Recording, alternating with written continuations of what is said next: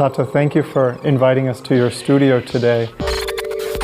I just want to get the ball rolling by asking a really simple question. Why painting? Why do you paint? In simple words, I paint because I can't talk in any other way. For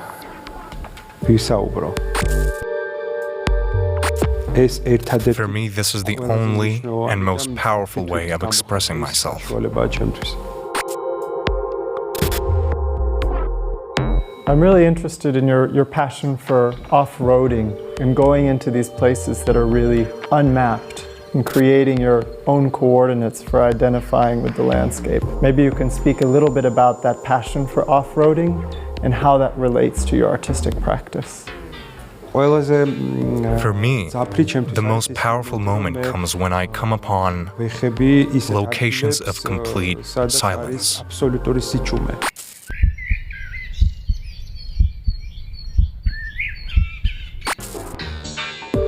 Locations where one can hear only the sounds of nature, where I also come across animals. Naturally, these places are also associated with fear. The element I like to interact with. In my works, contact with nature is needed as visual material, nothing more. I never try to recreate an image of a specific location or region. My journey is not about the discovery of places that I would afterwards paint.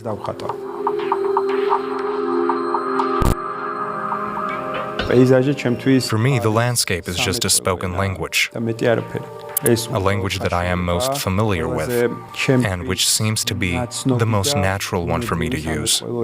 Something I'm really struck by in encountering your paintings is this point that you bring the viewer to, where expectation begins and ends. It's this liminal state with what is familiar becomes disfamiliar. And I want to talk a little bit about this point about expectation and boundaries of expectation. At a certain point, I wish I could suggest more unexpected elements to viewers, rather than create expectations. I don't think about creating expectations at all. Therefore, the boundaries you mentioned, Alex, are very important, because I myself see these margins at all times. There exists a line between reality and the imaginary, a dream and clarity, sleeping and conscious states of mind. I'm not sure we have a word to describe it in Georgian. Personal memories can never be 100% objective. They are always subjective and differ from reality. It is this unity of reality and subjective perception that interests me most. I am interested in their coexistence. I'm struck by the point where you place the viewer in your drama that you create. Sometimes you enter into a scene when viewing your work, like this one behind us, where it seems as though the climax has already happened, and we're kind of looking back on a story and trying to figure out chapters that were written before we reached it. So I want to think about how you create these dramatic arches in your work. Before starting to work on the surface of a canvas, I think about painting a story that has already occurred. But at this point, I still don't know what the story will be about. In addition to reactions, I also have to deal with accumulated emotions and psychological conditions. I need to show the final episode of a story. However, I'm interested in the fact that there exists no ending at all. My works never have an end.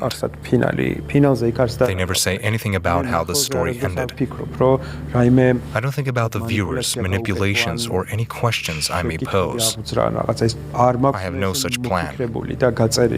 I don't do anything to trigger the maximum number of questions. During the working process, I try to be closer to and communicate with myself. An image on a surface is the result of this process. I would say that this is more about an enigmatic situation rather than a disturbing uncertainty. It is not part of a bigger uncertainty that may cause anxiety. It is mystery that is important to me, the vague state of a work. I want to speak about the role of perspective in your paintings, as well as the viewer's proximity to the scenes they are encountering. At times when I see your paintings, it's as if I'm seeing it through some sort of telescope, that I'm seeing it from afar, but I'm being drawn in. And then sometimes through a microscope, so I'm seeing real extreme details. You have an incredible control over this proximity question. This happens in a natural way or beyond my control, so I don't even notice it during the working process. I can't exist without space. Accordingly, it happens naturally that I create a perspective or a space in my works. One of my reasons for spending time in Javakheti is that I haven't been able to find a similar space anywhere in Georgia. This is the place where I come as close as possible to myself, because for me, the micro and macro universes are two parts of a whole. I want to speak about the role of black in your paintings, which appears quite frequently as frames and as almost floods that fill the canvas.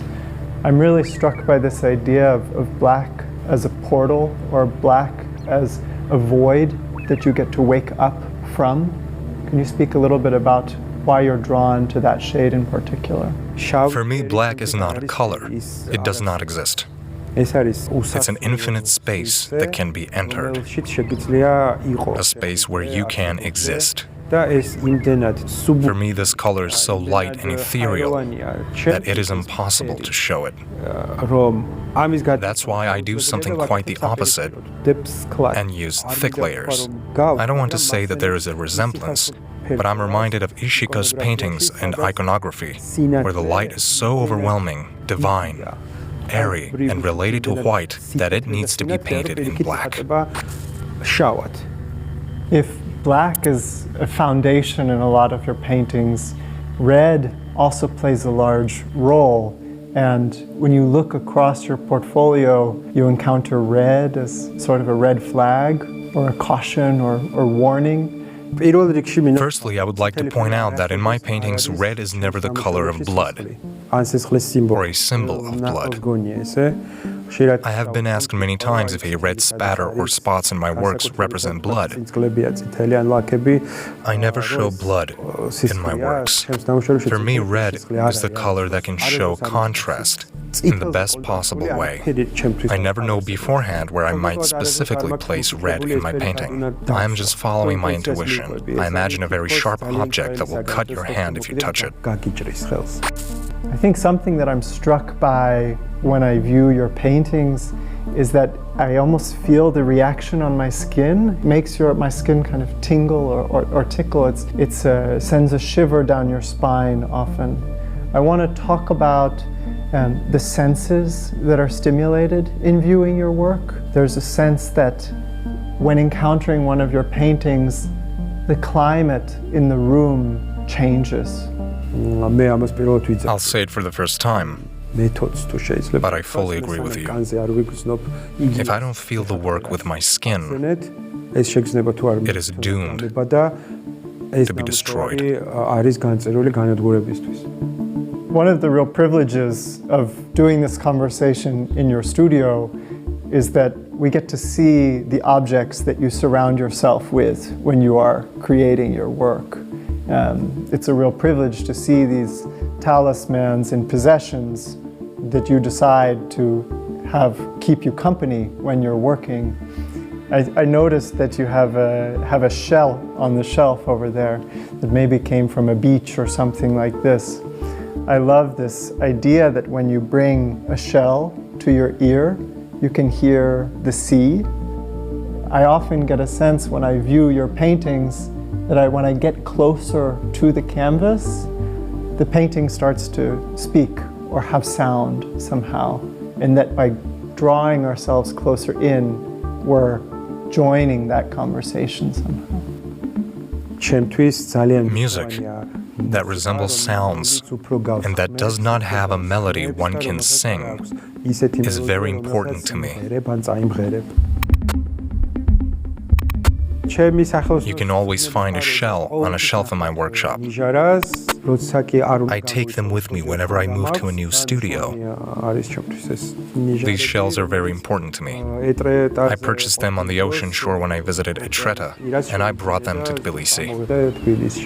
I want to ask a more conceptual question about the artist as collector and about how you surround yourself with these objects and you accumulate these objects over the course of your travel and of course of your journeys that you take. The things that you surround yourself with have a really palpable aura.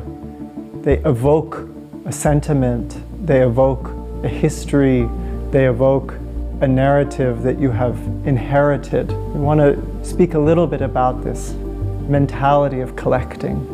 I am very much interested in stories, in history in general, and in observations, watching different psychological states and feelings. They all belong to one large notion of collecting. I believe that from among the objects a person collects during his entire lifetime, nothing will get lost deliberately or accidentally.